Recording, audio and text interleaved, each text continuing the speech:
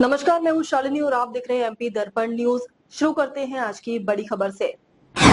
केंद्र सरकार द्वारा प्रस्तुत जन विरोधी बजट को लेकर मध्य प्रदेश किसान सभा भिंड इकाई ने पुतले दहन किए। गोहद विधानसभा क्षेत्र के अंतर्गत मध्य प्रदेश किसान सभा ने आज पेश किए गए केंद्रीय बजट को किसानों और ग्रामीण आबादी के लिए निराशाजनक बताते हुए कहा कि इस बजट में फसलों पर एमएसपी की कानूनी गारंटी देने का कोई प्रावधान नहीं है और न ही यह बजट डॉक्टर स्वामीनाथन आयोग की सिफारिशों के अनुरूप C2+50% के फॉर्मूले पर फसल की एमएसपी तय करने पर कोई प्रावधान रखा गया है।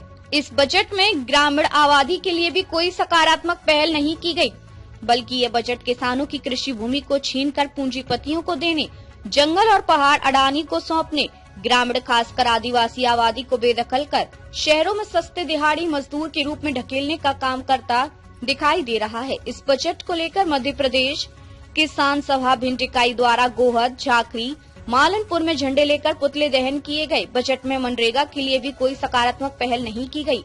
बीबीजी राम जी के नाम पर उसे एक तरह से खत्म करने की कोशिश की जा रही है। मध्य प्रदेश किसान सभा ने इस बजट को खेती, किसानी और आम आबादी के लिए निराशाजनक बजट बताया। मध्य प्रदेश किसान सभा भिंड इकाई ने अखिल भारतीय किसान सभा के आह्वान पर प्रस्तुत बजट का विरोध करने का फैसला लिया है। इसी कड़ी में सभा जिलाध्यक्ष प्रेम नारायण माहौर, महासचिव राजेश शर्मा, उपाध्यक्ष राजेंद्र सिंह कुशवाहा ने कृषि विरोधी बजट प्रावधानों का आज विरोध किया और जगह जगह पुतले दहन किए गए। गोहद अटल चौक पर उपस्थित कार्यकर्ताओं ने पुतला दहन किया। इसी प्रकार मालनपुर, झाकरी में भी पुतले दहन कर जन विरोधी बजट के खिलाफ आक्रोश व्यक्त किया गया। हमारी मांग है कि कम से कम बढ़ती महंगाई के दौर में 10,000 रुपये भी कम पड़ते हैं चलाने के लिए। हमारा कहना यही है कि बजट के लिए आज हमको यहाँ पुतला दहन करने की जरूरत क्यों पड़ी, क्योंकि सरकार ने बजट बिल्कुल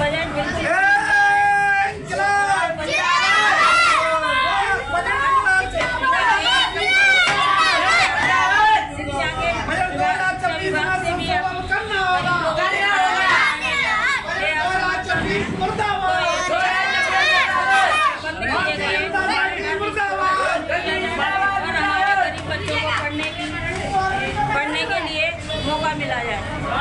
इतना ही कहकर मैं अपनी बात समाप्त करते हैं। माहौल ने इस बजट के बारे में ज्यादातर बातों का उल्लेख किया है। हमारे बीच में कई साथी ऐसे उन्हें नहीं मालूम केंद्र में जो सत्ता होती है वो किसी पार्टी की हो और जो राज्य में जो सत्ता होती है वो इसमें साल से शुरू में उनका एक बजट होता है।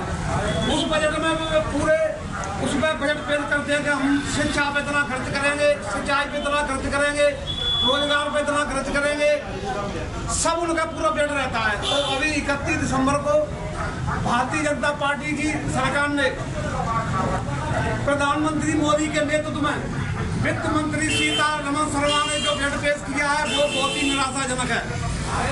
मजदूरों के लिए उसमें कोई प्रावधान नहीं है, किसानों के लिए कोई प्रावधान नहीं है और जो शिक्षा पर बजट होता था उसको भी कम कर दिया गया है। स्वास्थ्य के लिए कोई बजट नहीं है। अभी हमारे साथी बता रहे थे कि पहले संयुक्त प्रतिनिधि गठबंधन में हमारी सरकार ने जो वाम मोर्चा के जो साथी थे, पेशेंट सांसद, उन्होंने बड़ी दबाव देके कांग्रेस की शासनकाल में ये महात्मा ग्रामीण रोजगार योजना लागू की गई थी। उसमें ये प्रावधान था कि पहले 100 दिन का रोजगार उसमें प्रावधान था कि अगर काम नहीं करोगे तो मजदूरों को 100 दिन की मजदूरी मिलेगी और पूरा का पूरा बजट केंद्र सरकार राज्य सरकार को आवंटित करती थी।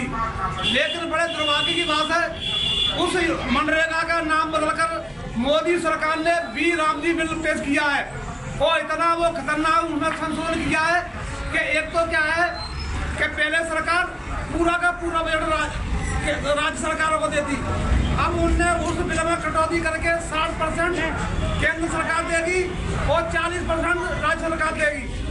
लेकिन साथियों अब इसमें क्या होगा, जो विपक्षी सरकार है